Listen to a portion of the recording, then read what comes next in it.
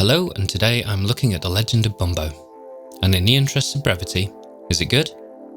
Yeah, it's good. And is it good if you only have a bit of time to play? Yes, as long as your bit of time is over 5 minutes. So like and subscribe, and now for the longer version. The Legend of Bumbo describes itself as a deck building roguelike, but I'd describe it as a cross between The Binding of Isaac and Candy Crush. The primary mechanic is a 4-match game. The icons you match all do different things, such as poop is a form of protection, a bone is a simple attack, etc.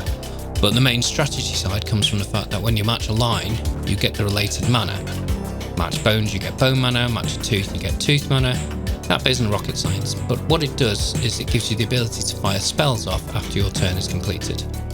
These can range from basic offensive spells to spells that manipulate the board or heal you.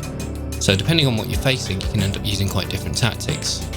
Also, when you use these spells, you can end up extending your turn really quite impressively.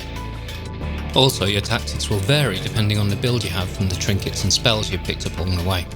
It all adds up to be quite a satisfying strategic experience.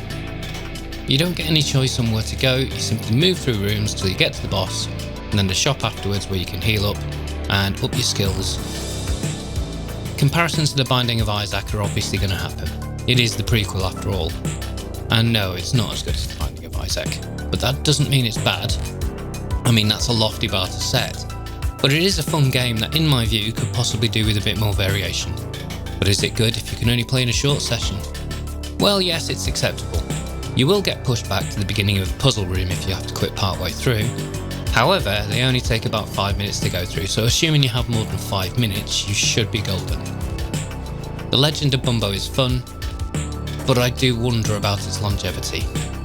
There are different Bumbos and they do require different tactics to win, but if you're expecting an experience that's worth hundreds of hours like Isaac is, you're not going to get that.